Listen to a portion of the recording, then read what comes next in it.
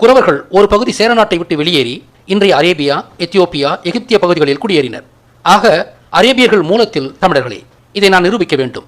இஸ்லாமியரின் மூலத்தந்தையான இஸ்மாயிலின் மூலத்தை தேடுவதன் மூலம் இதை என்னால் நிறுவ முடியும். அப்ரஹாமுக்கு இறைவன் ஒரு பிள்ளை வரம் கொடுத்தாராம். ஆனால் அப்ரஹாமின் மனைவியான சாராவால் கருத்தரிக்க இயலவில்லை.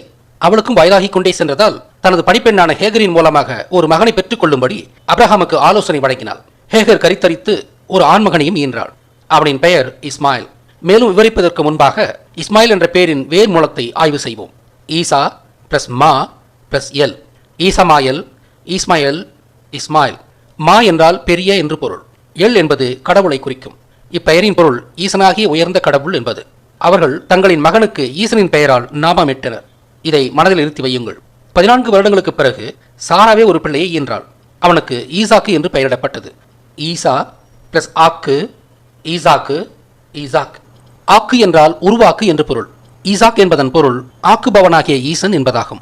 நான் யெகோவா என்ற யூதர்களின் கடவுள் சிவனே என்று கூறிக்கொண்டுள்ளேன். இப்போது அப்ரஹாமின் 2 மகன்களின் பெயர்களின் மூலமாக அது உறுதி செய்யப்பட்டுள்ளது.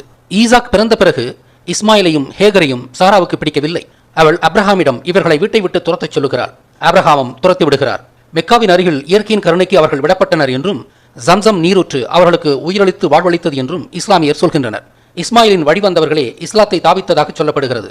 ஹேகர் குறவர் சமூகத்தை சார்ந்தவர் என்று நான் நிரூபித்தால் மகாபாரத போரின் அகதிகளில் ஒருத்தியே ஹேகர் என்பது நிரூபணமாகும். ஹேகர் தனது குலப்பெயராலேயே அழைக்கப்பட்டாள். குலப்பெயரால் அழைப்பது யாண்டும் இருந்து வரும் வழமை. ஆப்ரஹாமும் சாராவும் ஹேகரை அவளது குலப்பெயராலேயே அழைத்தனர். எகிப்தில் ஹேகர் ஒரு வந்தேரி சமூகம்.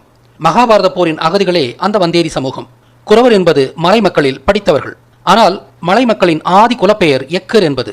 ஏரியவர்கள் என்ற பொருளில் எக்கர் என்ற பெயர் அவர்களுக்கு ஆதியில் உருவானது. மனிதனின் வியக்க வைக்கும் தொல் வரலாறு என்ற விடயத்தை காணுங்கள்.